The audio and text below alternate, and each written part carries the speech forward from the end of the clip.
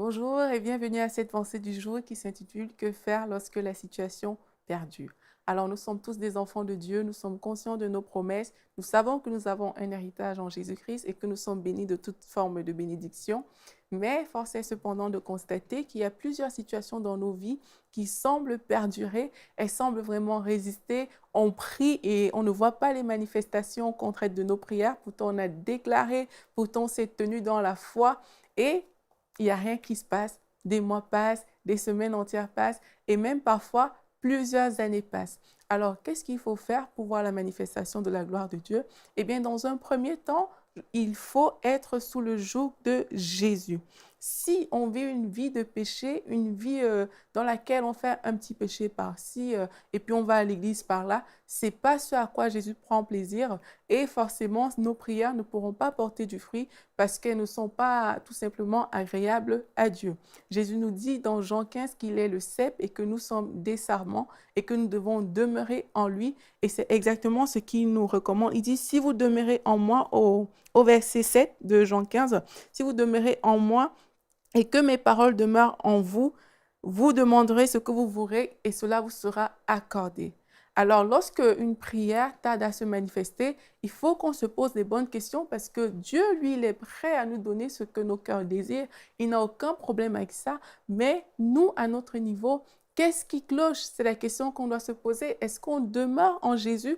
Est-ce qu'on est sous son joug? Est-ce que ce qu'on demande correspond à la volonté de Dieu? C'est des choses qu'il faut mettre en avant. Il continue et il dit, ce n'est pas moi qui vous ai choisi, c'est vous qui m'avez choisi et je vous ai établi afin que vous alliez, que vous portiez du fruit et que votre fruit demeure.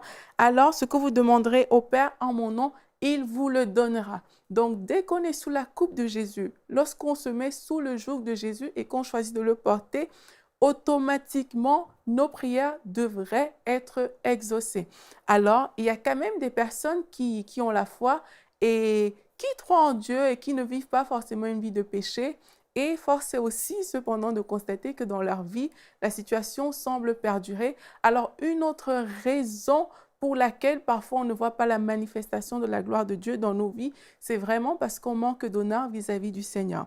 Lorsqu'on regarde le livre de Malachie, lorsqu'on le parcourt, on voit une lettre d'amour de Dieu à son peuple et on voit quelques reproches que Dieu fait au peuple. Et là, il dit, je vous ai aimé, dans Malachie 1, verset 2, c'est écrit, je vous ai aimé, dit l'Éternel, et vous dites, en quoi nous as-tu aimés? Si le peuple répond comme ça, c'est parce que le peuple attendait seulement des promesses de Dieu, le peuple attendait seulement de voir la main de Dieu dans leur situation, mais il ne la voyait sûrement pas parce que voilà, il ne comprenait pas pourquoi Dieu n'intervenait pas dans cette situation-là. Et c'est pareil dans nos vies. Parfois, on ne comprend pas pourquoi Dieu n'intervient pas dans une situation que nous traversons. Et là, Dieu, il leur dit, il parle concernant les offrandes, il dit, un fils honore son père et un serviteur son maître. Si je suis père, où est l'honneur qui me revient? Si je suis maître, où est la crainte qui m'est due? Et après, il va expliquer, vous méprisez mon nom, vous donnez des choses souillées, donnez donc à vos gouverneurs. Parfois, on manque tellement d'honneur vis-à-vis de Dieu. On vient dans sa présence sans l'honorer, sans crainte, sans respect, sans révérence. Et on s'imagine que voilà, Dieu, c'est notre serviteur. Et voilà, on va dire, ah Seigneur, mais moi j'ai besoin de telle chose. Et on pense que ce sera fait juste comme ça. Mais c'est faux. Dieu, lui, il aime l'honneur. Il aime la révérence et Dieu mérite cet honneur-là. C'est quand on va le lui rendre qu'il pourra se manifester grandement. Donc ça, c'est aussi un des points vraiment principaux pour lequel certaines personnes ne sont pas exaucées. C'est parce que tout simplement, elles ne donnent pas l'honneur à Dieu. L'honneur qui est dû à Dieu n'est pas souvent donné.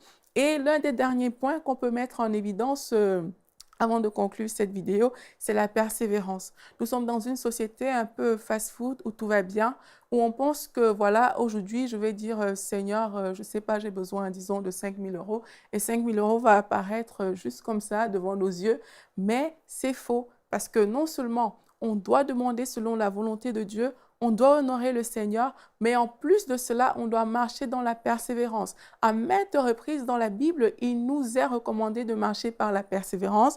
Et même il est dit dans Hébreux 10 au verset 35, « N'abandonnez donc pas votre assurance à laquelle est attachée une grande rémunération, car vous avez besoin de persévérance afin qu'après avoir accompli la volonté de Dieu, vous obteniez ce qui vous est promis. » C'est la persévérance qui nous permet d'hériter les promesses. Ça aussi, c'est dit dans le livre d'Hébreux. La persévérance nous permet d'hériter les promesses de Dieu. Et c'est par la persévérance, par le fait de ne pas remettre en question la parole de Dieu, de tenir ferme même si la situation semble complexe, que nous arrivons à voir la manifestation des promesses de Dieu dans notre vie.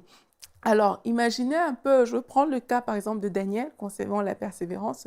Il a prié pendant 21 jours et quand l'ange lui a apparu, l'ange lui a dit que le chef du royaume de Perse, dans Daniel 10 au verset 13, le chef du royaume de Perse m'a résisté 21 jours, mais Michael est venu, Michael, l'un des principaux chefs, est venu à mon secours et je suis demeuré auprès de lui. Mais avant ça, il lui avait dit que ne crains pas parce que tes paroles avaient déjà été entendues. Ça veut dire que quand Daniel il a commencé à prier, ses paroles avaient été entendues. Mais imaginez-vous qu'au 20e jour, Daniel avait juste baissé les bras.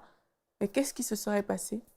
Certainement que voilà, il en serait resté là, il aurait dit, bah, Dieu ne m'a pas écouté, ma prière n'a pas été exaucée. Mais il a été exaucé après 21 jours. Et c'est ça parce qu'il a été persévérant. Donc nous aussi, vraiment, je nous encourage à ne pas baisser les bras. Il y a certainement des situations que vous vivez qui ne sont pas agréables. Il y a certaines personnes vraiment qui vivent des situations difficiles, mais Dieu veut vous bénir. C'est ce que je veux vous dire aujourd'hui. Dieu prend plaisir à vous bénir et Dieu est avec vous. Dans les bons jours, dans les mauvais jours, Dieu est avec vous. Et si vous réalisez cela, vous vous tenez dans la prière, vous décidez d'honorer Dieu, de vous mettre sous le joug de Jésus, vous vous tenez dans la prière et vous déclarez la parole de Dieu. Et ne laissez pas votre bouche vous empêcher de manifester des promesses parce qu'elles prennent du temps. Non, mettez-vous devant le Seigneur, dites la parole et dites « Oui Seigneur, je te bénis parce que je sais que cette parole est vraie dans ma vie. » Et même si elle perdure, même si la situation perdure, mais persévérez parce que par la persévérance, ces situations lâcheront prise et c'est ce que je vous souhaite au nom de Jésus. Soyez bénis. Pour aller plus en profondeur, vous pouvez lire et télécharger la version complète de cette pensée du jour sur le site enseigne-moi.com.